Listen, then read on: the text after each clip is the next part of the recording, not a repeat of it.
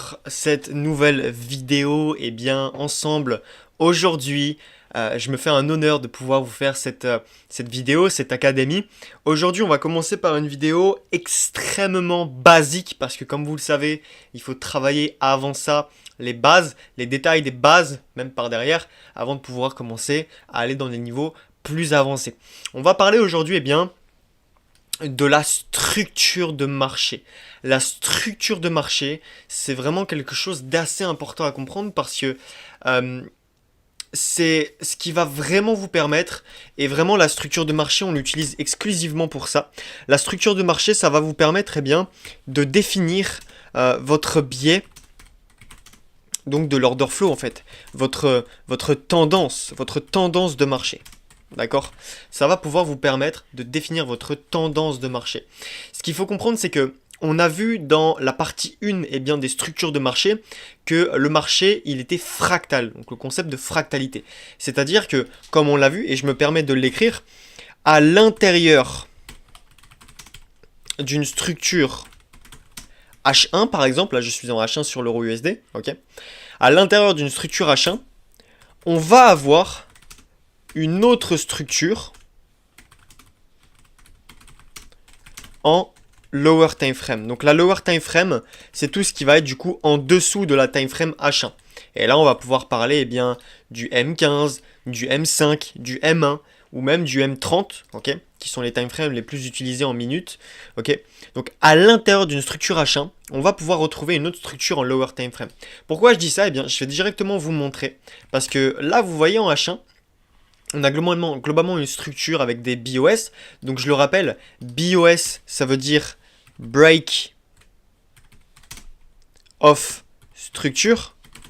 Donc break de la structure, cassage de structure. Ou sinon, on peut appeler ça également BMS, comme Break Market Structure. Ok, on peut également appeler ça BMS. Vous appelez ça comme vous voulez, c'est exactement la même chose. Alors, ici, on va remarquer que on a globalement une structure.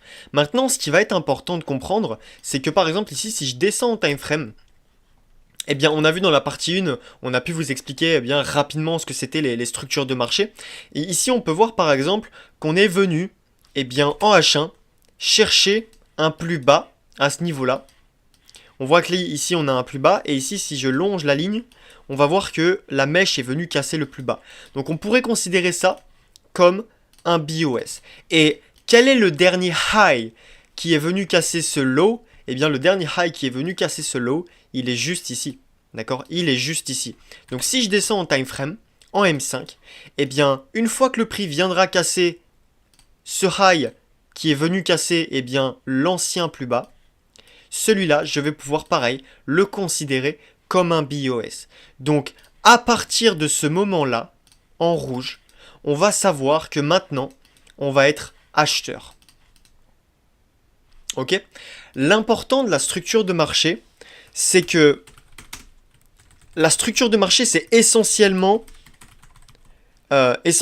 dédié, si vous voulez, pour votre biais directionnel. Pour savoir dans quel mouvement est-ce que vous allez acheter ou vendre. Si on est acheteur, on achète avec la tendance. Si on est vendeur, on vend avec la tendance. La règle d'or en trading, c'est de toujours suivre la tendance. Et en fait, finalement, pourquoi suivre la tendance? Parce que ça va nous permettre de mettre toutes les probabilités de notre côté.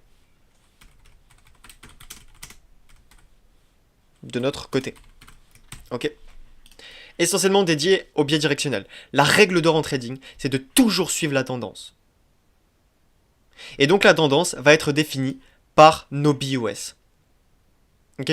Pourquoi suivre la tendance? Parce que on met toutes les probabilités de notre côté pour qu'un trade puisse passer. On va pouvoir backtester tout ça ensemble. Ok? On va démarrer directement ici à gauche du graphique et on va s'apercevoir que ici, on va avoir un mouvement expansif. Ça veut dire qu'on va avoir un mouvement globalement très haussier à ce niveau-là. Donc mon low, il va être ici, en gris, et mon deuxième high, et mon high va être ici à ce niveau-là. Très bien. Donc maintenant, tout ce qui va être dans la zone en rouge ici, ça va être à l'intérieur de ma structure. Parce que actuellement, ma structure se trouve entre ce low-là en rouge et ce high-là en rouge. D'accord, entouré de marron. D'accord?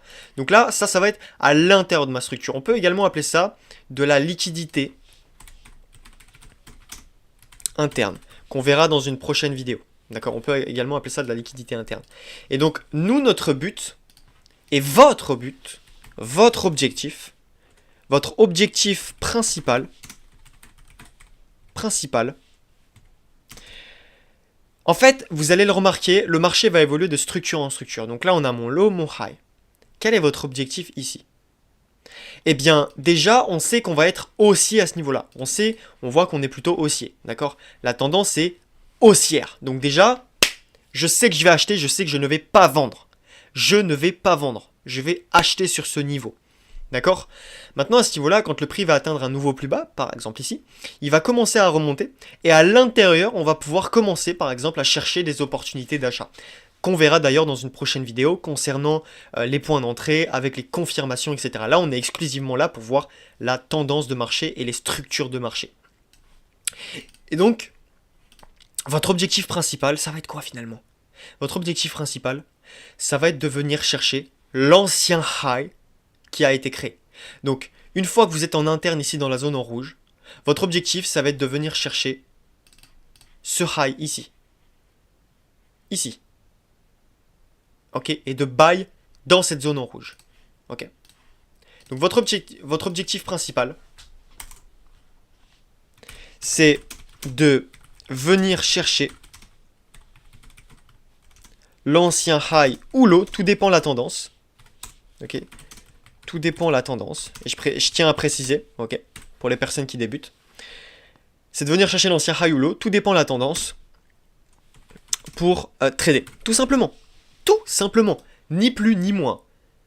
Ni plus ni moins. Et ça, c'est votre objectif principal. Ok? Donc, une fois que vous êtes en liquidité interne, ça veut dire entre ce low-là et ce high-là, on va avoir le prix qui va bouger entre les deux. Et bien, à l'intérieur, nous, notre objectif, ça va être d'acheter pour venir chercher l'ancien high à ce niveau-là. Ok? Maintenant, on va continuer. Et ça, d'ailleurs, je vous invite vraiment à le noter. Hein. Votre objectif principal, c'est de venir chercher l'ancien high ou low, tout dépend de la tendance pour pouvoir trader. Je vous invite vraiment à le noter. C'est la base. Ce sont les fondamentaux. Ok? Génial. Donc maintenant, on va définir quelque chose d'autre. Quel est le dernier low? Quel est le dernier low qui a cassé ce high-là? Ici en rouge. Vous êtes d'accord avec moi qu'il est là, ici en rouge. Vous êtes d'accord avec moi?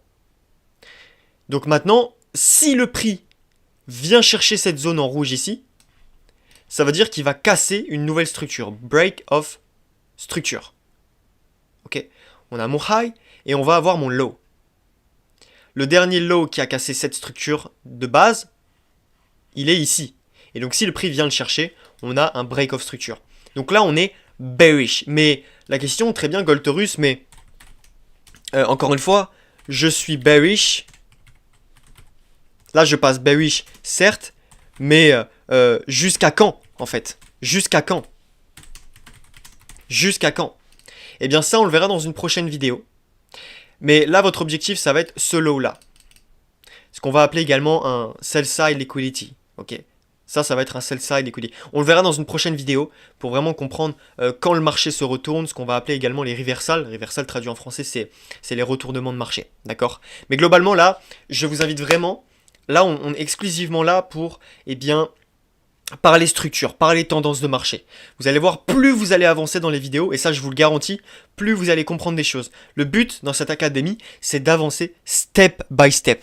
Autant pour les débutants que pour les personnes qui ont déjà un bon niveau, mais qui veulent revoir leur base. Ok? Et par la suite, vous inquiétez pas, vous aurez du niveau avancé là-dessus, vous serez gâtés. Ok? Très bien. Là, on voit les bases, on voit les fondamentaux. Donc là, ce lot-là, une fois qu'il va être venu être cherché, autant pour moi, on va avoir une nouvelle structure qui va être créée, puisque on va avoir ce high, ce low, mais ensuite on va avoir ce high, mais ce high, je suis d'accord avec vous, ben, qu'il est en liquidité interne. Pourquoi? Parce qu'il va être entre ce high et ce low. Boom, ici c'est de la liquidité interne. Très bien. Maintenant, on va avoir ce high et ce low. Par contre, à ce niveau-là, on va avoir un nouveau high du coup qui va être créé, puisque ce high est venu chercher ce low. Je vous l'accorde. Tout ça, ça va être travaillé, d'accord? Tout ça, ça va être travaillé. N'hésitez pas, encore une fois, à poser vos questions sur le Discord. N'hésitez pas également à partager vos graphiques, à parler entre vous dans l'onglet communauté, etc. C'est vraiment important. Vous allez pouvoir vous entraider. Deux cerveaux valent trois cerveaux, d'accord? Donc l'effet mastermind, l'effet de groupe va pouvoir également vous permettre d'évoluer. Et évidemment, on est là pour vous également. C'est un accompagnement sur du long terme. C'est l'objectif en tout cas. On va avoir ce high. On va avoir ce low, on va casser ce nouveau low. Donc là maintenant on sait on est toujours bearish en fait finalement, on est toujours bearish, puisqu'on est venu casser avec un low. Donc ici on va avoir, globalement, et là je vais vous mettre quelque chose d'important, dans la zone en rouge, votre objectif ça va être quoi? Rappelez-vous l'objectif principal que vous avez déjà noté normalement, ça va être quoi?